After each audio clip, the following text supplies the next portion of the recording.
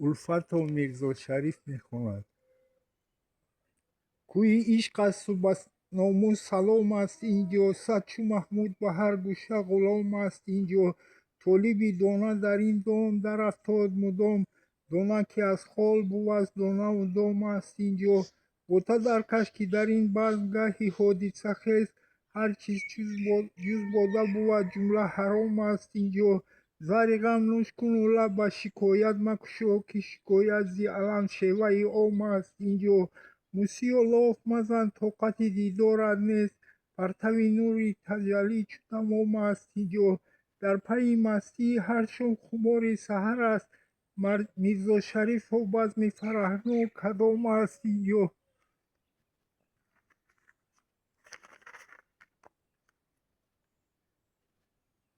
ادای هست پنهانی نگاه نازنینان را، که از ذوقش گرفتاری به میدهد جان را. پریشان شد ز غیرت لشکری اعضای جمعیت، پریشان کرده تا چین صرف زلف پریشان را. و کاوش نالم دل را جراحت در جراحت کرد، ولی نبود قرار در جراحت نیش مژگان را. و قربان سر سودای آن بیگانه وش گردم، که از دل آشنا دارد به هم دست و گریبان را. چو مجنون از سر همت قدم در وادی غم نه، که بستم تازه میرزا شریف با محبت عهد و پیمان را.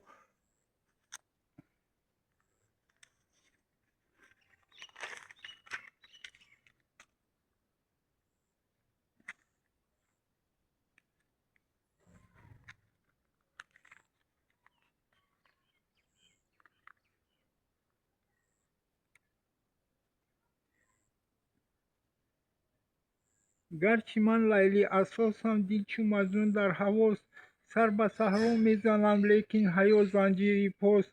بلبل از شاگردیم شد همنشین گل به باغ، در محبت کاملم پروانه هم شاگرد ماست.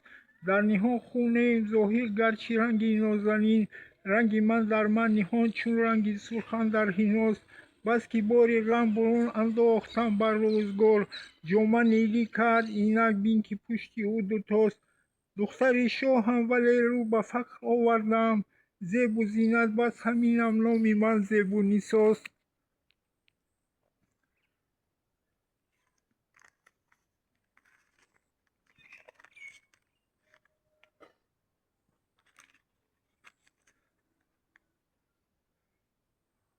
غم میکند فزونی ای دوستان خدا را، شاید نهفته ماند این راز آشکارا.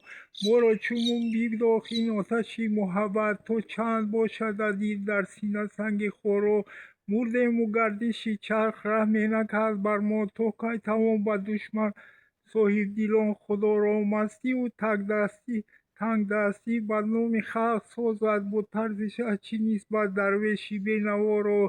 کشتی عمر بیشکست بر بحر نامیدی، مشکل که باز بینیم دیداری آشنا را. حاصل نشد چو گه کام ز تیر تدبیر را گذارم، گردن نهم قضا را. بگذشت موسم گل شد ناله های بلبل، تا کی شراب مستی یا ایوه سکارا. بر باد رفت در غم یاران ذخیره عمر، باشد که گردش چرخ فرصت دهد شما را. ای خسرو زمانه بگشا دو چشم و بنگر، در نامه سکندر احوال ملک دارا. یاران و بزم عشرت میرزا شریف و کوی محنت، با عافیت چیکار است درویش بینوا را.